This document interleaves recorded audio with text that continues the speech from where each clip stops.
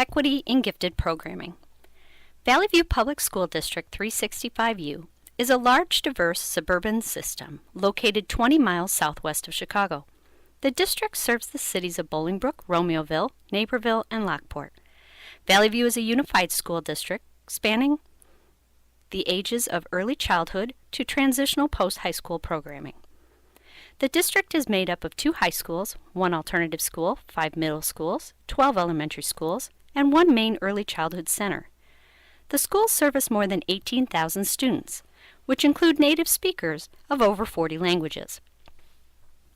Socioeconomic diversity within the district is evident. This is just an example of the difference between the demographics of 2 of the elementary schools, both from 1 feeder town. Making decisions which impact the district as a whole are often difficult to keep equitable because of the variance in school and student needs.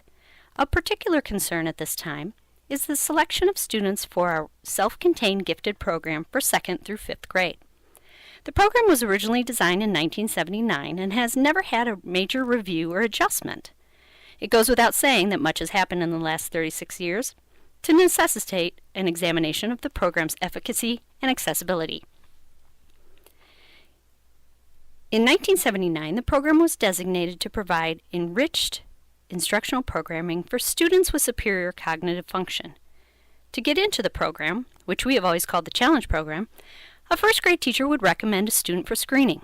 Originally, the screening involved an IQ test and a COGAT assessment. Students who scored over a district set threshold were admitted. Those who did not were relegated back to the standard general education classroom. Approximately 6 years, our district began using measures of progress, or MAP, tests as an additional data point. Those qualifying in the 98th percentile on MAP were also put into the system to be tested for COGAT. The number of students recommended for gifted screening really did not change much after the addition of MAP. Generally speaking, the students who scored high on MAP were also the same students that teachers were recommending. The problem of equity came to the forefront this year as a committee was put together to review the oft-neglected Challenge Program. In the past 20 years, the district demographics have shifted pretty dramatically, yet the demographics of the students accepted into Challenge have remained the same. This year, as we sat down to look over the test scores, we were shocked to find out that students qualified from only 3 of our 12 elementary buildings. How could this be? Do we only have students who appear to be gifted in 3 schools? Suspiciously, our 3 highest socioeconomic and white-populated schools? So where does the disparity come from? One could argue that genetics play a factor. One could argue that your home life plays a factor. But this is not the theory that John Rawls or Sen would agree with. The gift of genes and money does not entitle one to gifted services. So in order to truly, ethically, and equitably support a program, we have to first examine the selection process. Teacher recommendation is probably the most flawed system for identifying gifted students that we could use. First of all, most teachers have never had any special training on identifying or working with gifted children.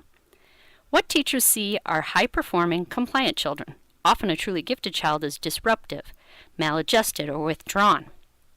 This happens because they do not think the same way as other children, or in the way in which the teacher has designed the learning environment. Allowing teachers to pick who should be screened is definitely the first step that we need to change. Additionally, 6 years old is developmentally too early to tell who is gifted and who has had an enriched background. The second area to examine is accessibility of the program. The design of the COGAT is for it to be read completely to the student in 1st grade. Do you see where this might be a problem for second language children? COGAT in this format is fairly culturally biased.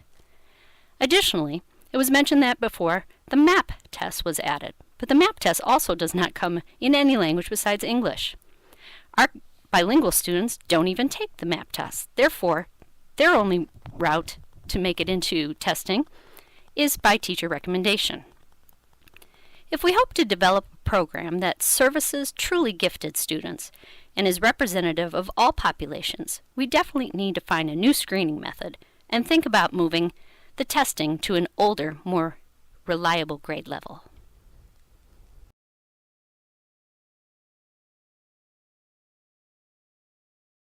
Created using Powtoon.